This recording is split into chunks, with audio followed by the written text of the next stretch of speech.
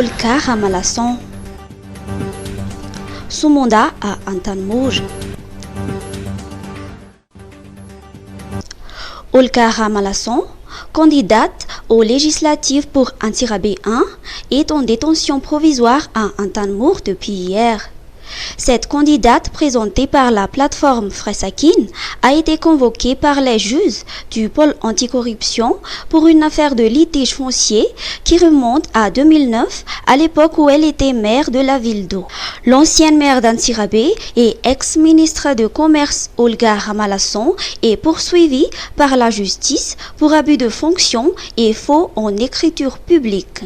Au lendemain de sa détention, la plateforme de l'opposition RMDM a condamné énergétiquement sa détention et l'a qualifiée d'atteinte à la démocratie. Hausse du salaire minimum d'embauche. Le ministère veille à son application.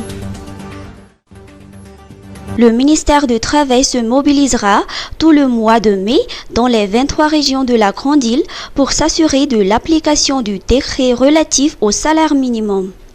Ce décret fixe le salaire minimum d'embauche et d'ancienneté. Selon la ministre Anchar Zakabon, l'application du nouveau décret est un réajustement normal suite aux négociations qui ont conduit à son adoption. Elle précise que c'est plus qu'un décret. C'est une convention entre le patronal et le syndicat des travailleurs. Le devoir de l'État est de superviser et de s'assurer de son application afin qu'aucun employé concerné ne soit lésé. Pour rappel, le Conseil des ministres a validé l'augmentation de 10% des salaires minimums d'embauche pour les catégories professionnelles M1A1 à OS3 3B. Pour les catégories professionnelles du troisième groupe, c'est-à-dire OP1B, 4A à OP3, 5B, la hausse prévue est de 2 à 2,5% et de 7% pour la catégorie professionnelle OP1A, 3B. Fonds vert pour le climat. Madagascar élabore ses plans d'investissement climatique. Madagascar fait partie des pays extrêmement vulnérables au changement climatique. Elle est classée au 5e rang mondial et en tête en Afrique. Cependant, Madagascar ne dispose aujourd'hui que d'un nombre restreint de subventions, de préparation et d'activités financées par le Green Climate Fund ou Fonds vert pour le climat. Par le biais du ministère de l'Environnement et du Développement durable et avec l'appui technique de la FAO, Madagascar répond aux exigences du GCF dans l'élaboration de ses plans d'investissement climatique.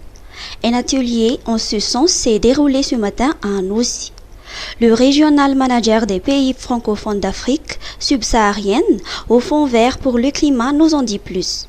Dans le cadre d'un atelier de planification des investissements entre le gouvernement de Madagascar et le Fonds vert pour le climat, qui est une institution dédiée au financement des investissements qui sont sobres en carbone, en termes d'atténuation et d'adaptation au changement climatique. Et tous nos investissements se font sur la base des priorités nationales.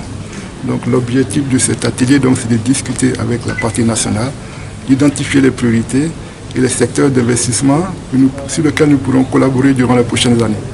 Donc c'est essentiellement ça l'objet de notre mission à Madagascar. Et nous travaillons avec l'autorité nationale désignée qui est ici représentée par Madame et avec l'appui de la FAO, qui est l'institution internationale accréditée, pour nous appuyer dans la mise en œuvre de ce programme de readiness.